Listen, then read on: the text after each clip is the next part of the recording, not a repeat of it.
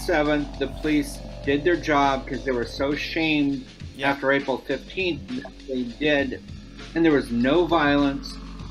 But every single time, 4 out of the 5 times, I believe it is, the police stood down. Sunday, the most recent, and guess what? Patriots wind up in the hospital. Not Antifa. Patriots wind up in the hospital. You may know Keith as the independent journalist being attacked here in this clip, and or from his appearance on Tucker Carlson. In part 1, Keith told us how and why he got into doing Patriot Warrior Media into doing what he does, and he described the events of that fateful day. But we have yet to discuss his political views, the accusations leveled against him by It's Going Down, the biggest propaganda outlet for these terrorist groups, and other subjects. Before we begin, please consider donating to Keith's Patreon and or the campaign launched on his behalf to pay his huge hospital bills and to replace the camera that they stole from him. And know that the proceeds from this video, as long as YouTube doesn't demonetize this one too, like they do a lot of my videos, will go towards Keith's Patreon.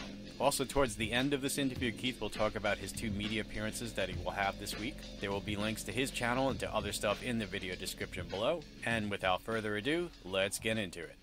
The exquisite irony of a group of mostly white kids going to a different location and using defensive items with the words "no hate" on them in a park named after a man who preached non-violent resistance, attacking a group of ethnically diverse people and calling them Nazis, and calling the very act of hitting somebody with a shield that says the word "no heat" a defensive item used as a weapon, tracking you down and hitting you and calling that self-defense. It's so ironic that they don't see how ironic that is. Yeah, I know. Yeah, you couldn't. I don't know how you could make that more ironic. I don't think it'd be possible. Indeed. Yeah.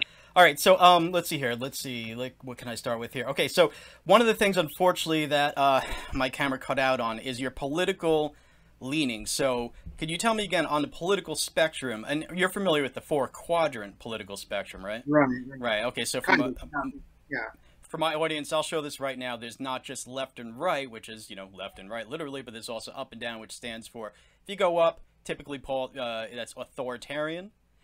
And if you go down, that's libertarian, or some people say collectivist if you go up, and individualist if you go down, however you want to put that. But it's like, do you believe authority should control people if you go up, or do you go down and believe that the individual has their own liberty? You could be upper left, upper right, lower left, lower right. Go ahead and tell me what your political spectrum would be. You said that you took a test for that too, right? Yeah, I took it. What seemed to be a fairly thorough test. There was 2 of them that I saw. One had kind of questions that would apply internationally, and one was focused for the U.S. So I took the U.S. focused one, and 55 or 56 questions later. So it said it gives you like 4 terms. I remember 3 of them: centrist, moderate, libertarian. I can't remember the 4th. I think it put me just right of the center and a little bit below the median line. Right. If I recall. So yeah, that would be a little bit more on the libertarian or individualist side and away from the collectivist or authoritarian side. Yeah, nowhere near. Right. So you're saying it's amazing how many people assume that you wouldn't characterize yourself as we'll get into some of that too, yeah. All right, so and by the way, I'm a little bit to the left of the thing, not very far. I mean, really, mine's more of a scatter shot, but if you average it out, I'm on the left, although some of what I believe in is more on the right. But mostly I'm on the left, and then I'm certainly more on the individualistic or libertarian side. I would say I'm more down than I am left. So, so I mean, I'm almost like, well, I don't, and by the way, I really don't care. I'd rather ally myself with somebody who is moderately right and libertarian than somebody who is moderately left and authoritarian. I'm just against authoritarian stuff. I know we have to have some of it, but whatever. Anyway, what matters to me, though, however, is that people such as yourself and a lot of other important people who are either covering this or actually active politically in this movement is that we all agree on civil liberties. I think it's safe to say that we believe in freedom and equality. You did go into that last time.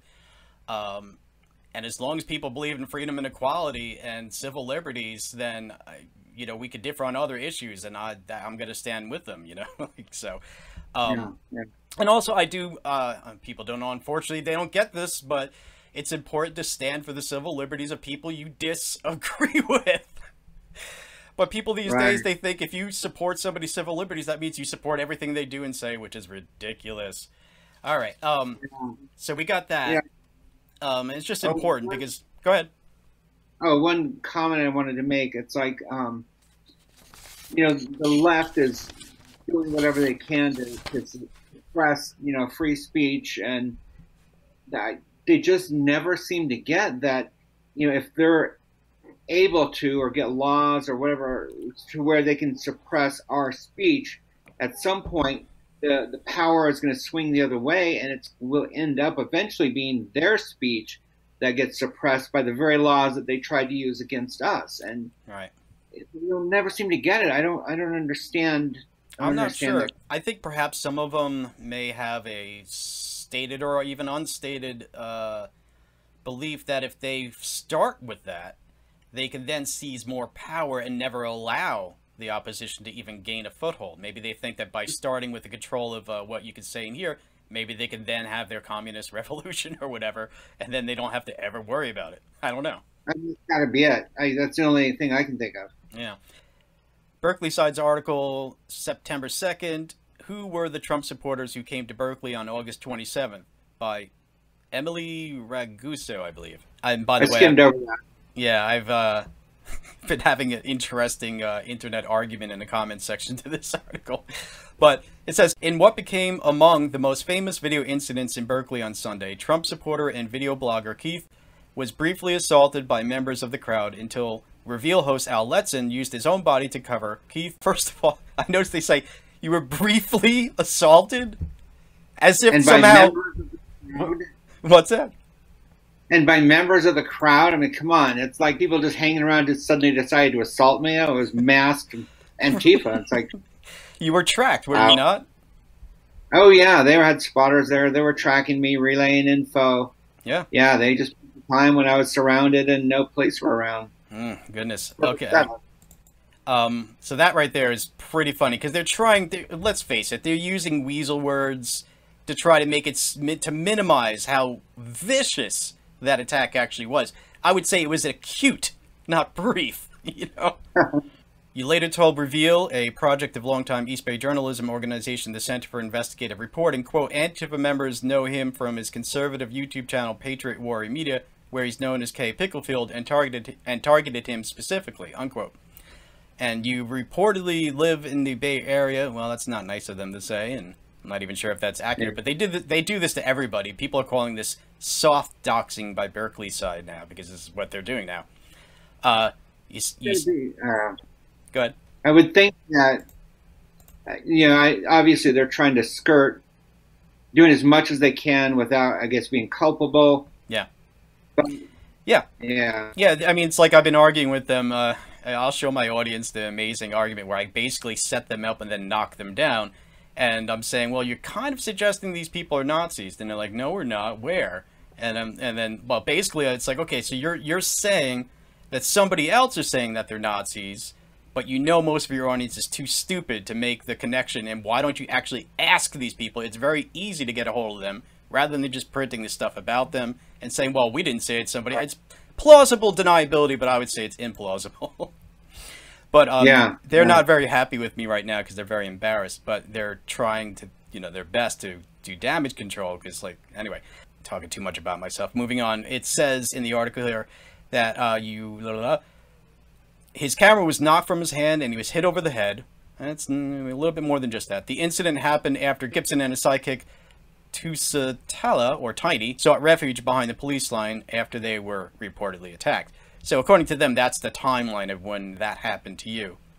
Yeah, I think so, because I filmed part of the attack on those two guys, and then I guess after they went through the police line, then I went down Alston because there was a whole group going down there for some reason, and so I followed them. So it kind of sounds about right. Yeah. Moving on, it says, according to the piece, The Intercept, and here's where they hope people just believe The Intercept and don't blame the Berkeley side for saying the following, but, quote, according to a piece by The Intercept on Thursday, quote, He makes no secret of his far-right politics, working with groups like the Proud Boys, a fraternal organization described by its founder Gavin McInnes as a group of, quote, Western chauvinists who refuse to apologize for creating the modern world, quote unquote, which apparently is supposed to prove that they are far-right, which is pretty silly. The Intercept also notes that that your work, quote, had attracted almost no attention until Sunday when he was beaten by anti-fascist activists in Berkeley, unquote. Do you want to address those two things? The one thing is first the far-right thing, and the second being that you attracted almost no attention. Go ahead. Okay, so let's do the far-right thing. First of all, yeah, the Proud Boys, that's just crazy. I mean, those guys have been slandered repeatedly, and, you know, it's a huge organization. So, yeah, some people probably sneak in, and there's no way that you can control everything. But, I mean, I know a number of them, and none of them are even alt-right, much less far-right. And they disavow, you know, white nationalism. They disavow alt-right. They disavow everything farther right. Yeah. So I've heard it. That's crazy. And then, in fact, a lot of them are even in Texas helping with the rescue relief efforts. Right. Same with the first time I got doxxed by, I guess, BAM and Antifa. They said I was a member of the Oath Keepers, which is true, but they're like a far-right anti-government extremist group, which is crazy. Yeah. And they are also been in Texas since the start, helping with the relief efforts. Yeah, you know, I've been contacted by them too, by the way. Tabitha and I, when we were being threatened by Antifa, we didn't even ask or reach out. They just contacted us and said, hey, you need help? We were like, we were floored by how helpful these people can be. It's amazing. Yeah, I mean, before I ever even, you know, they first contacted me right before Ann Coulter was going to speak, and they knew, they had heard that I was trying to gather some people together to go defend the school, defend the students. They reached out to me on my video about the April 15th riot, and I spent a week kind of looking into them before I even reached back to them, because I was under the mistaken impression that, again, they were a far-right extremist group, too, because that's what a lot of people think. Yeah. And after I took them out, then I agreed to work with them, and then eventually became a member. But yeah, if anybody would reach out, you know, I would be happy to explain my political beliefs or anything like that. But of course, nobody does. Yeah, so. And it's so easy. I mean, you know, we found each other, so you know. Yeah, anybody can find. You know, my DMs are always open on Twitter. Anybody can. Yeah, know, so they have no crazy. excuse. They just simply did not try. I mean, recently I've been trying to get a hold of a lot of journalists, and I have one person that I caught on the phone. And I put it on a video. Basically asked him, well, what makes you call these people far right? In this case, it was Joey. It was Patriot Prayer in San Francisco last Saturday, and she said, well, the things that people said. I was floored. I was said you could just contact these people and ask them. But anyway, so that's how they are. And then the second, what was the second part of that question? I forgot by now, so let me go back. Your work, quote, had attracted all, and this is the Intercept who said it, so we can't blame Berkeley side for reprinting it, blah. But through the Intercept, in a passive-aggressive way, they are saying, quote, that you had, quote, attracted almost no attention until Sunday when he was beaten by anti-fascist activists in Berkeley. Now, that's not true, is it?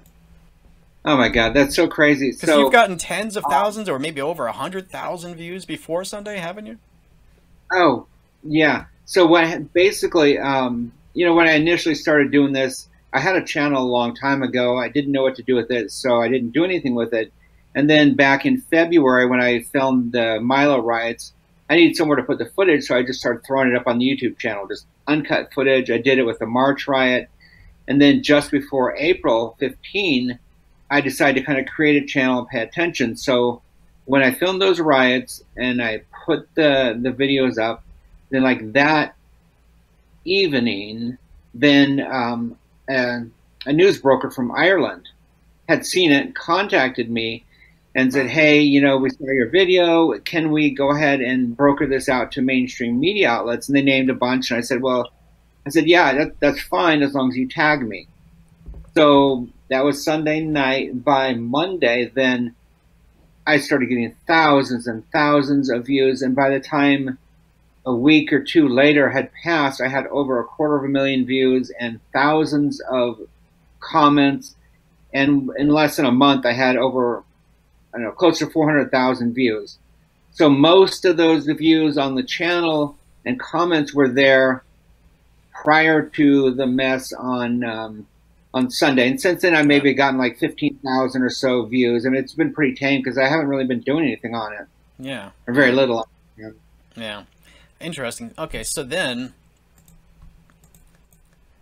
yeah, and I think they could have looked into that and saw when most of your traffic was, or if not, then they could have asked you, but they didn't. Or they could go on Social Blade and put in my name, look at all this stuff there, and real time. Yeah, they could find out very easy if they even cared to report truth. Right, and but they don't. It's just obviously don't. Let's see here.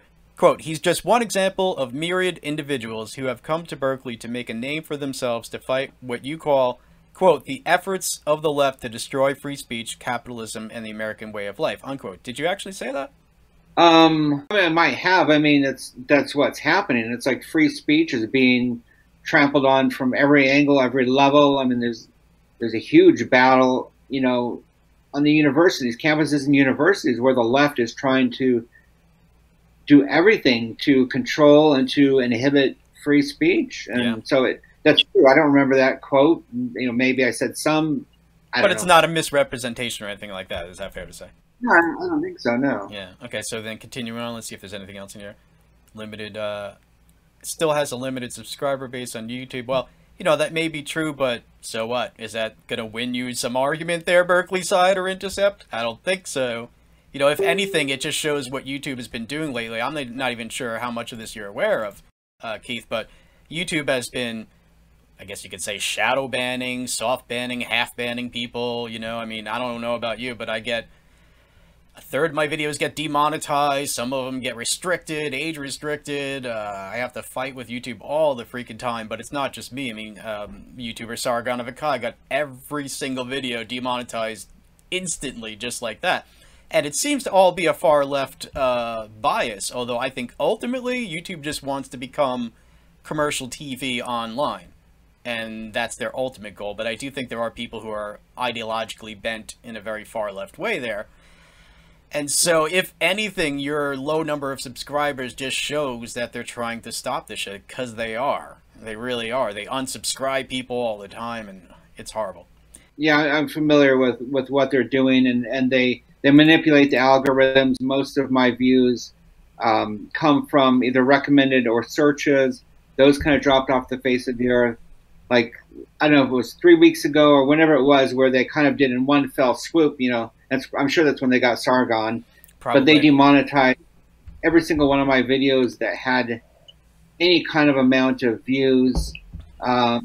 Even Wear Change Luke Radowski, who's kind of, I'm not sure if he would call himself an anarchist, maybe, probably, or close to that, I guess. But they even got like 680 of his most money-making videos. Wow.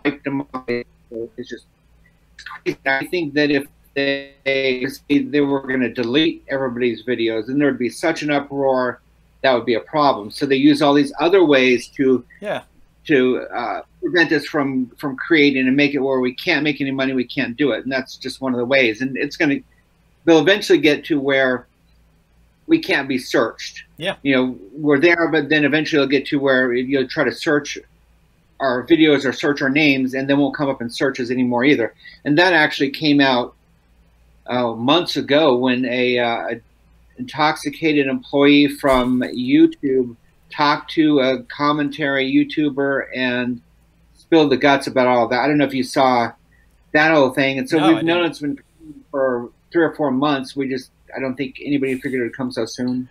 Well, I didn't know about that one specifically. I got to say, I've been very much unplugged from news that I normally plug myself in, because I've been so crazy with making the videos since this weekend that I haven't had time to watch a single video by anybody other than yourself to prepare for this interview. And a little bit of Crowman, because I'm trying to get him on here too. But what you're just saying... Go ahead. Oh, no, go ahead.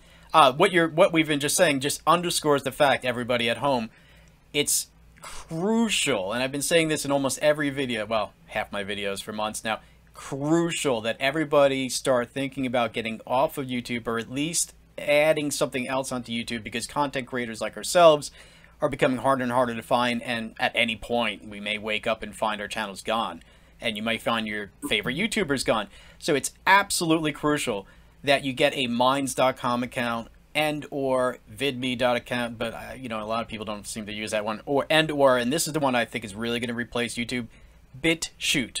That's BITCHUTE. That seems to be the one that's going to replace, if not minds.com. Both of these, BitChute and minds.com, are committed to no censorship.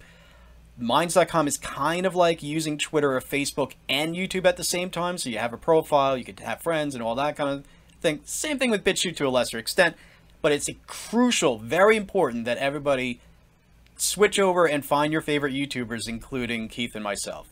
So that's very important to say. Now, interesting you bring that up, because a friend of mine just got a permaban from YouTube. They wiped out his channel. Wow. Claimed he was bullying people, and this is someone who for months and months and months has been working constantly to try to de-escalate the violence, try to bring the two sides together to talk, and he's like the least confrontational person in the whole movement I've ever known, and he gets a permanent ban today.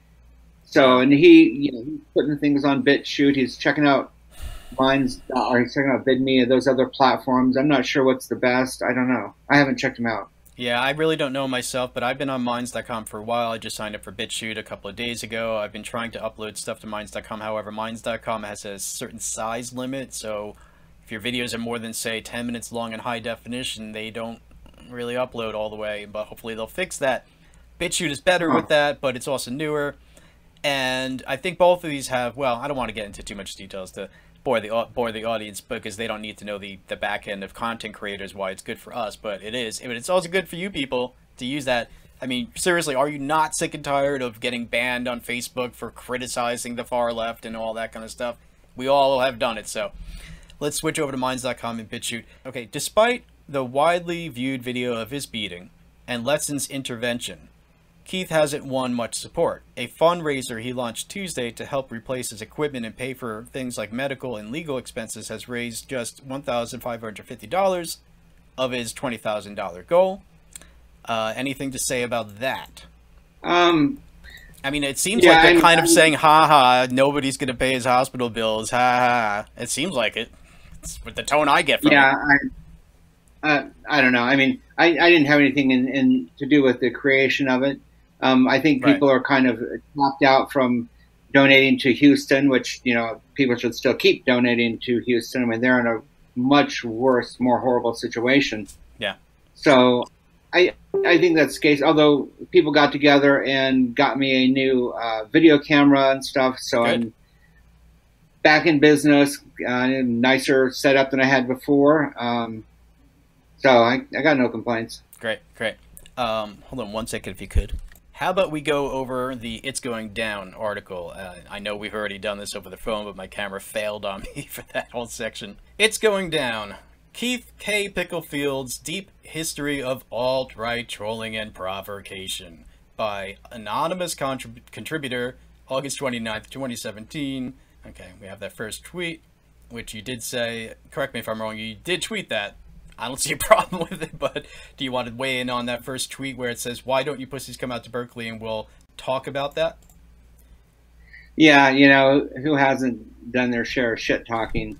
You know, after watching, you know, and hearing about friends of mine being targeted, seeing pictures of people being beaten and bloodied, and, you know, it makes you angry. You know, if you care about our cause, if you care about the people who are on the front lines trying to do something, then you can't not get angry. And so, yeah, you know, I shoot my mouth off sometimes, or write my mouth off, whatever you want to call it, on Twitter. And yeah, but now it's funny because I think go ahead. Oh, I'd say you know, trying to find a video where I've been trying to provoke a fight and get people to fight, and you know, just doesn't happen. Now, I think when you and I were just discussing that, I think in the back of our minds, we were thinking, well, what would an SJW far left person or somebody from the left-wing media think about this tweet, right? And so that's why we're kind of like, oh, wait, we don't really mean that, and blah, blah, blah, blah, blah. However, let's pretend we are in now a court of law with a jury of our peers who are reasonable people. And they saw that tweet. I think most people would go, oh, whatever. You know, he's just trying to show that he's not afraid. That's all. You know? Yeah. I mean, it's a reasonable thing to say. I mean, of course, they're going to say, no, see, that proves that he's a Nazi. But so, okay, let's move on. Yeah. You know, we don't want to sugarcoat anything. You did tweet that, but so what? People do have a right to be like, well, screw you, I'm not afraid. I mean, there's nothing wrong with that. In fact, I would say it's unhealthy. You did the right thing, I think. Anyway, you know, just for the audience sake, I'm not going to go over every point where they call these rallies far right and blah, blah, blah. I've done this in many of my videos just showing that they're not, so we're just going to stick with the things that reference Keith specifically that we need to cover. I'm going to show my audience the part where it says, quote, in the wake of the media coverage, especially from the center and liberal press, the right finds extreme justification for its demonetization of anarchists, anti-fascists, and autonomous social movements. So right now, I just want to thank everybody out there who's responded to the various videos by myself and other YouTubers about how to go to Patreon and other services to get them to defund It's Going Down. It's going, shutting down.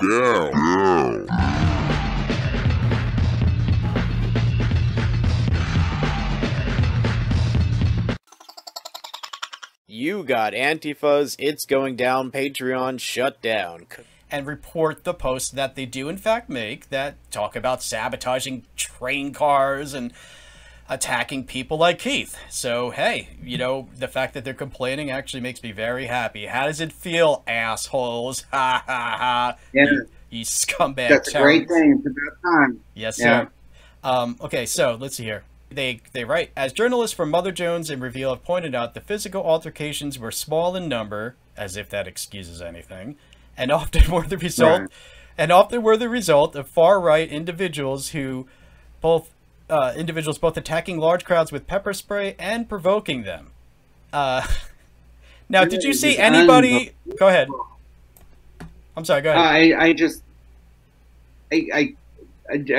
I'm floored. It's like, you know, I was right there in the middle of the black bloc, within a foot or two of the people that were getting attacked. You know, whether it would be Johnny and Irma, or I don't even remember all the people that were, you know, getting evicted from the park. This is like before the black bloc showed up. Right. This is when the first kind of group were allowed into the park, and they were not provoking. They weren't. None of them had pepper spray. I mean, the police made sure. I even saw the police searching people, patting down people. So nobody. But to be clear, they did that. I'm sorry, but to be clear, they searched and patted down people who earlier on, but they didn't do so when Antifa came in force, right? They didn't even, you know, they didn't do anything. Oh, right. So once again, right as they, what's that? You cut out. Yeah, for a they let second. them stream right onto the masks on. Yeah, so it's like, as usual, what they do is they disarm one side, the rally side, the free speech side, or whatever you want, the coalition of people that are ranging from left to right that stand up for civil liberties. They disarm the people entering the park, and then they abandon them and let Antifa march in with whatever weapons they have and attack. But the other thing that was crazy is, at the entrance, the main entrance on Martin Luther King, there was a bunch of water bottles in a stack about probably 3 or 4 feet square and several feet high. They were confiscating water bottles, right. Wouldn't let anybody take it in because water bottles are sometimes used or urine's put in them. But guess what? It's always Antifa that do that every time, but they took our water bottles away, and it was like in the 80s there. Crazy. I hope that we as a country get to the bottom of this, and it seems like just weird conspiracy stuff. If somebody were to tell me this, I would not believe it, that there's an entire city government that is colluding with the police force, the city council, and the mayor's office to cover up and allow, well, just to violate everybody's civil liberties and allow these, I guess, you know, anarchist, communist, whatever, Marxist, mixture of postmodernist monsters to just take over. It's amazing, and it's only when they started getting investigated by the federal government, did they once, as far as I know, at one rally actually protect and serve. And that was, I believe, in maybe May or something like that. And then after that, they were just like, oh, and we'll go back to how we did it in April, which they did. Yeah, April 27th, the police did their job because they were so shamed after April 15th that they did. And there was no violence, but every single time, 4 out of the 5 times, I believe it is, the police stood down. Sunday, the most recent, and guess what? Patriots wind up in the hospital. Not Antifa. Patriots wind up in the hospital when police don't do their job. And for some reason, they don't think that this is not going to blow up in their face, but it is. It's already happening. The media is like, they're now saying, well, we can't just keep covering this up. We're going to have to report what actually happened a little bit. It depends on the news source, but they're starting to do it. And I don't know what makes that city think that they're going to get away with this. This is going to be huge. I mean, this it's going to be it's going to be very huge in the future. All right, so moving on. Quote, one individual stands out in the handful of physical fights, however, Keith, who was surrounded by anti-fascists and kicked and punched, leading Reveal journalist Al Letson to intervene on his behalf, allowing him to exit the area. Now, notice they didn't talk about the weapons that they used on you. Oh, he was just kicked and punched. Right. Yeah. Isn't that just interesting? That was crazy. Yeah, I mean, the first strike smashed my camera and monopod out of my hand, and then I thought I could just pick it up and get out of there. Then I think I got hit 3 or 4 times in the head by sticks or poles before I went down. But there's a ton of pictures of that, especially that one guy swinging, like making 2-handed swings with like a metal pole and hitting me with those big signs. Yeah, it's crazy. They were kicking and stomping, but to say that just that was just nuts. And I don't know who exactly it is. I don't. It's hard for me to discern sometimes when somebody put a video up on their YouTube channel if they filmed it or if they're using somebody else's video. But I don't want to give credit to the wrong person, but somebody deserves credit. Somebody has a camera angle where while that's happening to you, they run up. And they must have a camera on their helmet or something, but they run up to the guy that was hitting you with that metal pole, and with their arm straight out, and that stopped the guy with the pole from hitting you another time, and it made him just kind of turn around and walk away. I don't know if that was very fake news that did that. I didn't see that. Yeah, there is a video. I'll show you when I can. I'll send you a link to it. But yeah, there is that angle. Somebody did run out with the camera on them, and their hands go straight out in front of them as if this, to just block that person who's hitting you with that pole, and that person with the pole looks straight into the person's face, and then just kind of turns around because they realize that they're not going to get away with hitting you again. But he intended to hit you even more. Definitely. You can see it. Wow, I never saw that. I was told that he, someone slow-moed and they said that he bent the pole over me, hitting me. But wow. Yeah, I never saw that video. Wow. Yeah. I don't know. I mean, who knows if he maybe would have hit Al Letson too. With that guy was just, he was ready for blood. But yeah, that's amazing. Yeah, Al said he was terrified. He thought he was going to die. If anybody knows who it is that took that footage where they ran up with their hands out to stop that guy, please let us know. That would be great. And if that is you, very fake news, you're amazing if that was you. Quote, media pundits on the right and on social media have attempted to paint Keith as innocently someone out to pick up groceries and who was in turn randomly attacked by a mob. Now, I haven't seen anybody claim that you were out picking up groceries. Have you? I read the same thing you just read, but number one, there's no grocery stores around there. Number two, if you at the time of the day when I was there, all that stuff had been going on for a while. So who would walk through the middle of that to pick up groceries, even if there was a grocery store there? I mean, it's ludicrous. Yeah, but I mean, even still, even if it's a ludicrous story, just to be clear, you've never claimed that, right? I mean, you've never claimed. Oh no, I've always said what it was. I was there to film and why I was targeted. Yeah, so it's like they're putting this out there as if to say, see, he's a liar about this. Don't believe him about anything else, and never listen to those people. Make sure you never listen to those people. That's what they're doing. They're trying to poison the well. So moving on from there. Okay, groceries. It was a term randomly attacked by a mob. In reality, and it's, by the way, it's funny how they mentioned that somebody else says that you were randomly attacked by a mob when they damn well know sure it was a coordinated attack by multiple spotters and people who were then deployed to attack you. very coordinated paramilitary type thing to do. But, quote, in reality, however, Keith, for weeks leading up to the event, encouraged confrontation and violence with counter-protesters and claimed that, like on April 15th, anti-fascists were going to be attacked by members of the alt-right and far-right individuals. Would you like to respond? Oh, and then they give you this one tweet, which is supposed to prove what they just said, which says, from you, apparently, tell me if this is from you, tweet, quote, I just don't think they're up for another ass-kicking, unquote. Now, first of all, is it fair to say that you tweeted that? Oh, yeah. Of course I did. Now, second of all, I'm not going to deny it. If that is what they are using as evidence for what they just claimed, that's just falls short. So let me just ask you, is there any evidence out there, or did you, in fact, let's see here, say that they were going to be attacked by members of the far right and encourage confrontation with them and etc.?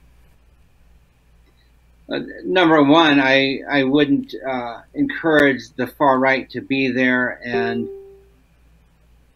I don't know why they think I would have, well, I know why they think that, but I would have never said, oh yeah, you're going to get attacked by members of the far right. I don't talk to anybody of the far right.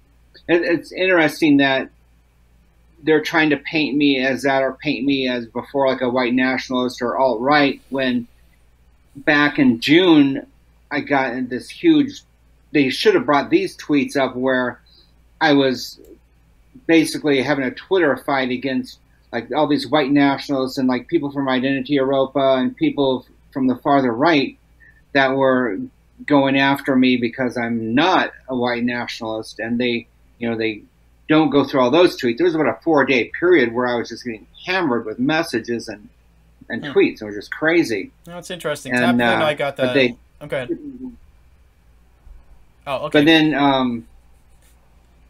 I forgot what you were asking. I'll get back to that. I just have to say that I think that happens to a lot of people, although it was very mild with Tabitha and I once we started putting out videos about confronting Antifa and about how they were using American front stickers to put on our front door. That's a whole other story. Then we started getting contacted by media accounts who were claiming to be American Front, or it was American Front. But yeah, these people, and actually in my comments section too, when they find out that you are maligned by Antifa, but you still don't go over to their side, these far-right people get mad. It's like, well, fuck you, I don't care. Fuck you and Antifa. Let's see here. Now, moving on with the article again, then goes on, what went down? On August 27th in Berkeley, Keith, a.k.a. K. Picklefield, a member of the far-right militia, the Oath Keepers, and involved in alt-right circles. Now, okay, we already went over the fact that these are not far-right groups, and oh, I had a thought earlier on. I'd like to mention this now. When they do this sort of stuff, I just realized by the way that you and I were talking earlier about Oath Keepers and Gavin McInnes and etc., they play a game very much like what I call turtles all the way down. There's a story where an anthropologist was talking to a woman who lived maybe in some tribal society or whatever, and she was explaining how she believed and her people believe that the earth is flat and held up by a turtle. So he asks her, what holds that up? And she says, look, I know where you're going. It's turtles, turtles, turtles all the way down.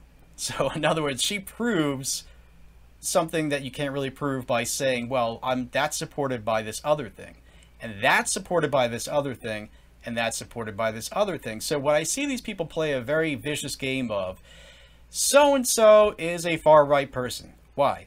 Because they're friends with so-and-so. So, well, so-and-so is a far-right person. So, can you prove that? Because they're not. Well, yes, I can. They're friends with so-and-so who is far-right. How do you know they are far-right? Well, because they're friends with so-and-so. And it keeps going and going and going. So we can start with you. Yeah. And then it's like, no, you're far-right because you know so-and-so. And so-and-so is far-right because he knows so-and-so. And so-and-so. And then sometimes it just comes down to the following bottom fact. For example, I noticed on your Twitter, you follow people all over the political spectrum.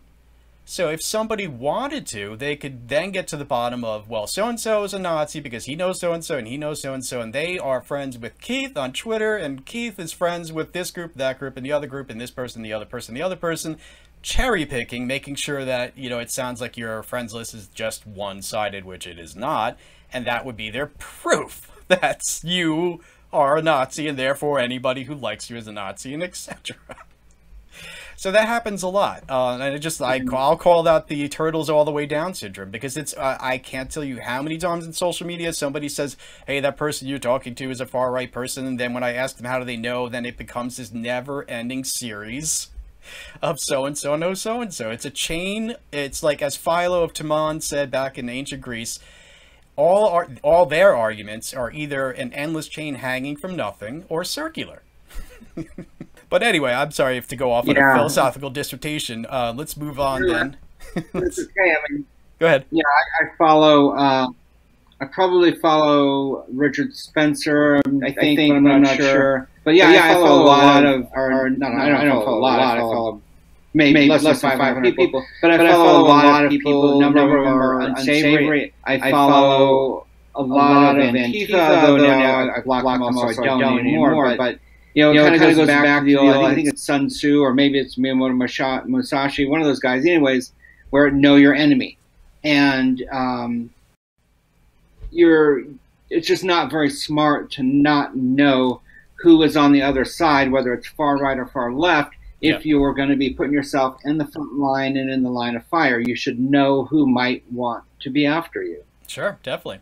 Yeah, and also, as we said in part 2, I believe, of this interview, or our previous interview, if you don't know what somebody's views are, how can you be sure you disagree with them? So as I noted, you actually can say that you disagree with somebody like Richard Spencer because you actually know what you're disagreeing with, and you qualified that a little bit last time, showing that you actually are familiar enough to disagree. Whereas these other people, they intentionally don't listen to Richard Spencer, but they know he's a Nazi and they disagree with him. Well, do they really disagree with him? Because aren't they disagreeing with the straw man version if they don't know what he actually says? I mean, however accurately that straw man may be, still a straw man. Let's see, we're almost at the end of this article here. Quote, on August 27th in Berkeley, Keith, a.k.a. Picklefield, a member of the far-right militia, the Oath Keepers involved in alt-right circles, was spotted and sent packing from the failed, quote, No Marxism in America, unquote, rally, which was overwhelmingly defeated and shut down by a massive showing from anti-fascists and anti-racists, which they are neither. Keith has since gone on social media claiming that he was attacked as a random bystander in the street while merely carrying groceries. They then directly say that you directly claimed that you are a random attack, a random bystander, you're carrying groceries. It's interesting because you didn't claim that. Nor do I the only person show me where. Yeah, just silly. And even if you did claim that, so what? It doesn't excuse any of their actions. It's like they're trying to say, well, he lied about what happened, so it's okay that we did that. Bullshit.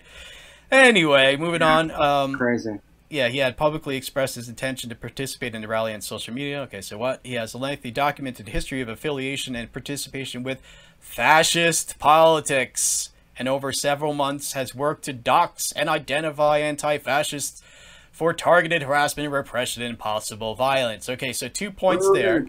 Go ahead. So yeah, okay, prove it then. Right. That's what it comes down to. Doxing people. Okay, and then their claim that you've been working to dox them. Now, we covered this in the other interview, so maybe we'll just keep this brief.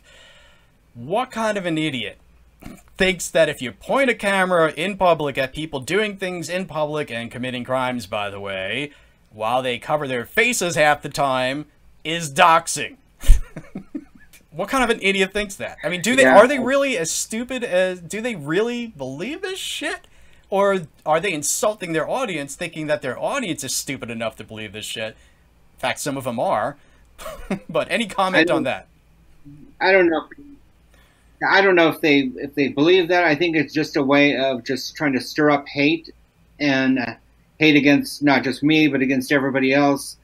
And that is not, far left or whatever. So, yeah, I don't think it really matters if they believe themselves or not. But, yeah, and, even, okay, say that I was doxing them. Well, if you're going to be out committing crimes, injuring people, smashing stuff, you kind of deserve to be doxed. Yeah, I agree. I mean, I've always said this. I'm against doxing unless it's to prevent innocent people from being hurt. That's where I'll dox, even though I have not engaged in doxing yet. Yeah.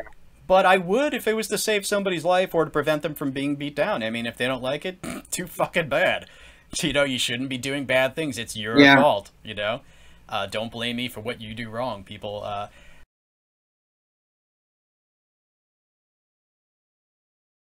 So there's going to be an AMA on Reddit, which is Thursday, 9 p.m. Eastern Time, 6 p.m. Pacific Standard Time. And then Wednesday is the Discord one at 9 at the same time. So, yeah, Wednesday is the Discord at 9 p.m. Eastern. I see. Thursday is the Reddit AMA at 9 p.m. Eastern. Yeah. And that would be, hold on one second here. That would be Wednesday the 6th and Thursday the 7th. All right. Awesome. Yeah. All right. Well, thank you very much for doing the interview. You know, thank you. I know you're a busy man. I know you're still in pain and everything like that. And everybody out there, please consider, you know, scroll down, see the links. You could see his channel, you could see his Twitter, and you can actually donate to his Patreon to keep his channel going. And or you can donate to the campaign that somebody else started to help him pay his hospital bills, which are huge. Well, thanks again for watching, people. Love, life, light, liberty, and leaping laughter. See you next time. Bye. Bye, Keith. So that's the conclusion of that part of that interview. There will be more. So make sure you are subscribed and make sure you do have that little bell icon clicked. Make sure YouTube hasn't undone that for you, because they do that. Make sure you consider donating to Keith's Patreon and or the campaign to replace his camera and, well, his huge hospital bills. There's also a link for his Twitter. If he starts a Minds.com and or BitChute or anything else, I'll put links for that in the description below. And be sure you watch the next part of this interview. Love, life, light, liberty, and leaping laughter.